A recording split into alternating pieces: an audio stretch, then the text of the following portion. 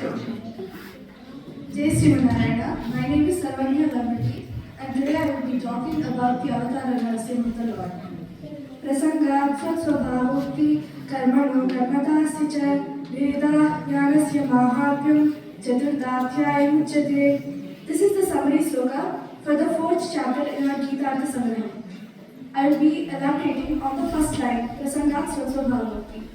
In the fourth chapter, from slokas 1 to 9, the Lord incidentally talks about his distinct nature and his purpose of appearing on earth. In slokas 1 and 2, Lord Krishna talks about how he gave the knowledge of Karma Yoga to Lord Vivaswan, the sun god, and he gave the knowledge to Manu, and Manu in turn gave the knowledge to Ikshvaku. But over time, this knowledge got lost. In sloka 3, Krishna says, Arjuna, as you are my closest friend and devotee, I will be sharing this knowledge with you today. In sloka 4, Arjuna wonders, Krishna, you were born many years after Lord Vivaswan, but you are saying that you gave this knowledge to him. So how is this possible? How did you give this knowledge to Lord Vivaswan? Then in sloka 5, Krishna replies, saying, O Arjuna, you and I, we both had many births. However, you don't remember your past births and I do remember them. Here, Krishna tells us two things about his avatar. One, God has many births, and number two, God remembers his previous births. In sloka 6, Krishna says, I take my births out of my own free will. No matter what birth I take, I am always the supreme being, and my nature is distinct from yours. Here, when Krishna says that his nature is distinct from ours, he means he is Ajaha, which means he does not take birth due to karma.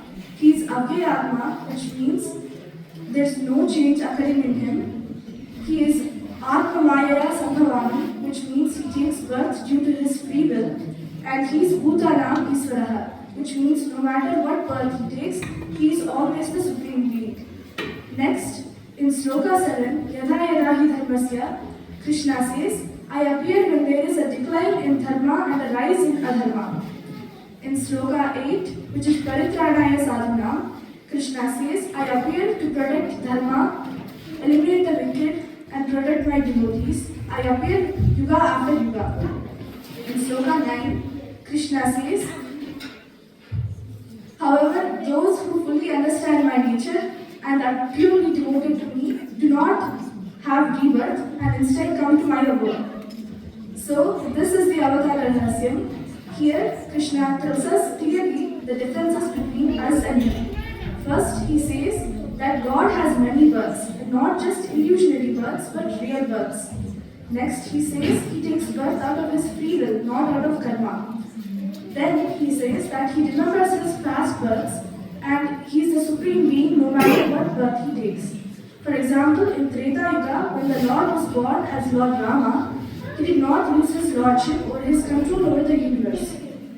Finally, he says that his birth, nature and actions are transcendental and he appears when there is a decline in dharma and a rise in adharma. Now over to Venkat to explain when and why Lord appears on earth.